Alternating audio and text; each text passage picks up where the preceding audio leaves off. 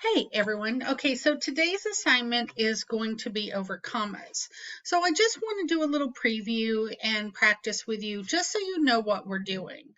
So this is specifically for commas for formatting and commas for clarity. It's not going to be a long assignment. It's only these two items. Um, well, so maybe four, but I think just two. So commas for with dates. Guys, this should be so simple for you, but let's look at the lesson. So don't place a comma between the day and a month and a date. So our example is Dave went to Hawaii for the first time on April 4th. We don't need a comma between that, but we do need a comma between the day and the year. Okay, that's where a comma goes. Also, we put a comma if there is like Tuesday, April 4th. It'd be Tuesday, comma, April 4th, comma, 2014. Place a comma between the day and the year and the date. That's what we do. When writing dates, place comma between numbers that are side by side so that it is clear that they are separate.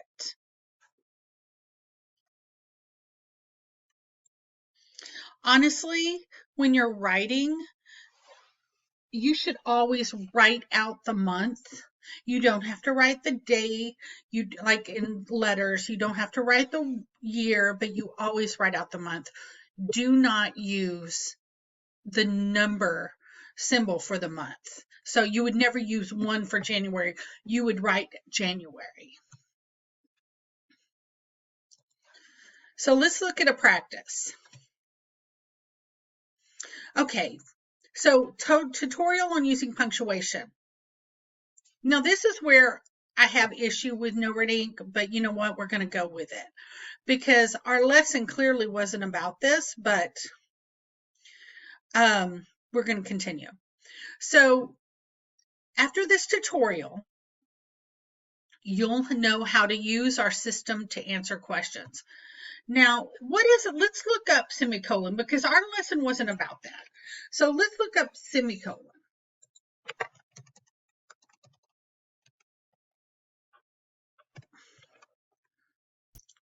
So a semicolon, which is this, a punctuation mark indicating a pause, typically between two main clauses that is more pronounced than indicated by a comma. So let's look at this. After this tutorial, you'll know how to use our system to answer questions. So do we have two main clauses here? Remember, a main clause is going to be a complete sentence. So after this tutorial, is that a complete sentence? No. So we're going to take that out. Do we want a colon? Well, let's look up what are colons used for. How do we use a colon? Okay, let's write in punctuation. And the colon is a punctuation mark consisting of two equally sized dots placed one above the other. Okay, a colon often precedes an explanation, a list, a quotation, or a block quotation. So, guys, is this any of those? No. We don't. A comma after this tutorial, you'll know how to use our system to answer questions. So, it's telling us it's right, but let's look up how a comma is used. So, comma. The comma is a punctuation mark that appears in several variants in different languages. It is the same shape as the apostrophe. Okay, that tells us nothing. We know what it looks like, right? But let's look at it, how we use it.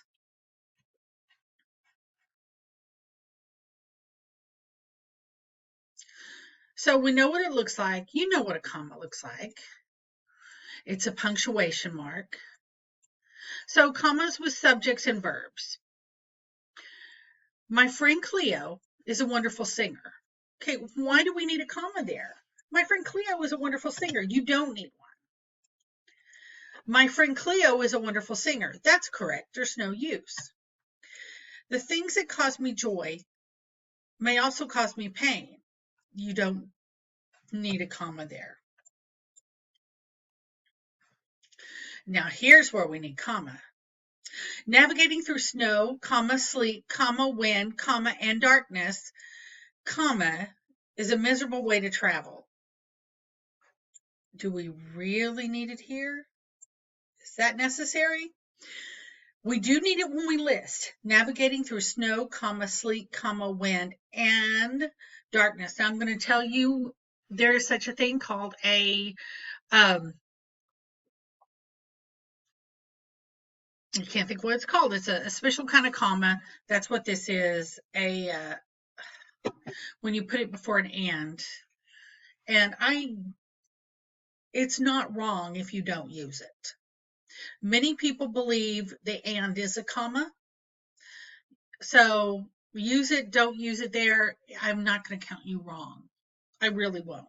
However, no red ink may, it's called the Oxford comma. So you probably, for no red ink's sake, probably want to go ahead and use it. But if you're writing and you don't like it, I've never been a fan of the Oxford comma. People argue with me greatly about it, but if you are, you use it. If not, you don't.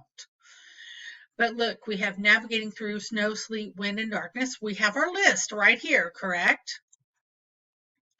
We don't need it here. It's a miserable way to travel. That's unnecessary. And it makes the sentence awkward. Let's look at two verbs.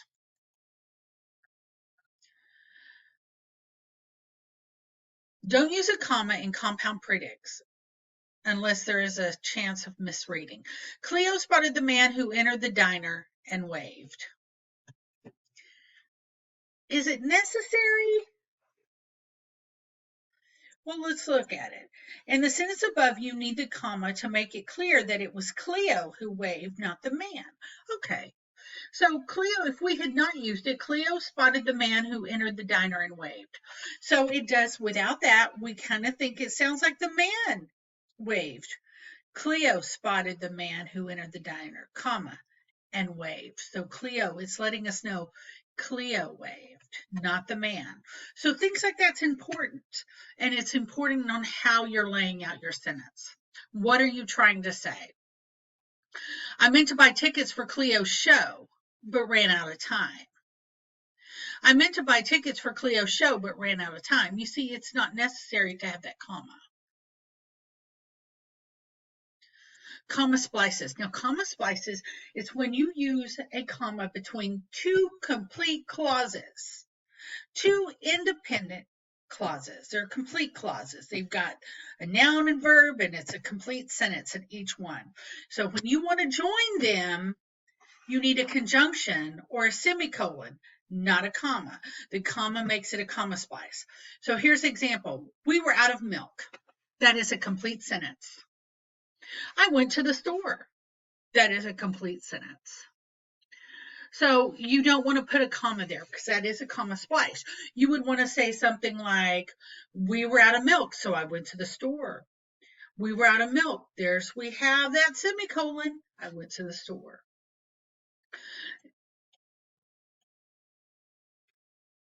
Or you can just write two complete sentences. So let's go back to our practice. We know this is the correct answer. After this tutorial, we have a dependent clause. You'll know how to use our system to answer questions. It's really an independent clause, though it would sound awkward by itself. Okay, Sam told the genie, cheese pizza is my favorite. So let's say, do we use a comma here? Sam told the genie, cheese pizza is my favorite. Now, one thing to remember about capitalization is when you're using a quote and it's a complete sentence, you need to, how do you start a sentence out? With a capital. So, what if we had done this? Well, let us go back now. Maybe it'll let us do that again. Okay, throw out the comma by dragging it to an open space. Punctuation can be removed. Some sentences, like this one, are already correct. So I want us just to look at this. We're going to add or remove commas if necessary until the sentence has correct punctuation. Harmony Granger will lead tuba practice until June 15th, 2021. Do we want the comma between there and there? No.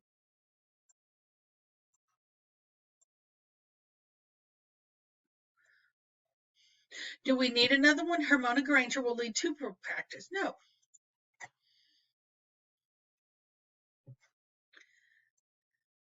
Let's do one more.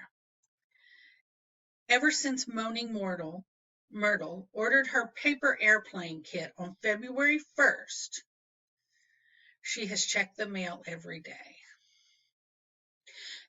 Ever since Moaning Myrtle ordered her paper airplane kit on February 1st, she has checked the mail every day. So let's look.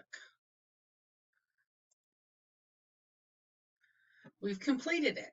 So commas can be very simple. Let's go back to another preview.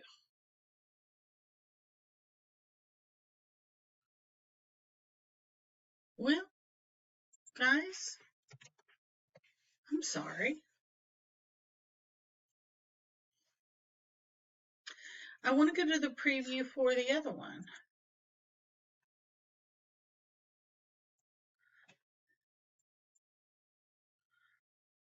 Let's look at our lesson. Now it's going to be very similar. Commas with items in a series. So Kyle wants to climb a tree, comma, chase butterflies, comma, and nap today.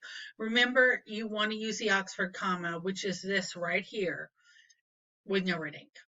Eva, comma, Izzy, comma, Aaron, comma, or Allie will go ice skating tonight. So when you have a list of things, you are going to put a comma between them. So let's look at this. Placing a comma between the last two items makes it clear to the reader that each item is separate. Sue ordered turkey, tuna, and ham and cheese sandwiches. So Sue ordered turkey, comma, tuna, and ham and cheese sandwiches. Now, I get sometimes when you want to use the Oxford comma, because it does sound like that she ordered a turkey sandwich and a tuna and ham and cheese. Does that sound appetizing? No. Sue ordered turkey, comma, tuna, comma, and ham and cheese sandwiches. That clears it up. Do not use commas to separate two items in a series. Frank ran in circles and jumped up and down after hearing the news. You don't need a comma there. Gregory will order leg warmers or mittens on eBay. You did not need it. Do not use a comma to separate two items in a series. Frank ran in circles, comma, and jumped up and down after hearing the news. Gregory will order leg warmers or mittens on eBay. But we do use commas to separate three or more items in a series. Kyle wants to climb a tree, comma, chase butterflies, comma, and nap today. Placing a comma between the last two makes it clear to the reader that each item is separate. Sue ordered turkey, comma, tuna, and ham. So we've already been through this. So let's do the practice. You or Hermione Granger could bake a cake for my guinea pig's birthday. Now, do we need a comma here? You or Hermione Granger could bake a cake for my guinea pig's birthday. No, we didn't. What about this one? The crowd cheered as Hagrid sped around the bases and slid into home plate. We don't need one. Watch, it's going to tell me I'm wrong. No. Okay, so Lord Voldemort brought gummy worms, Rice Krispie treats, and napkins to the picnic. So if we did not use a comma, it sounds like Lord Voldemort brought gummy worms, Rice Krispie treats. Do you think that they're one item? No, it's two items. Gummy worms, Rice Krispie treats, and napkins to the picnic. So guys, that's our practice today. And I hope you find this easy, and I need this right away. I'd like to get it into the grade book. So good luck.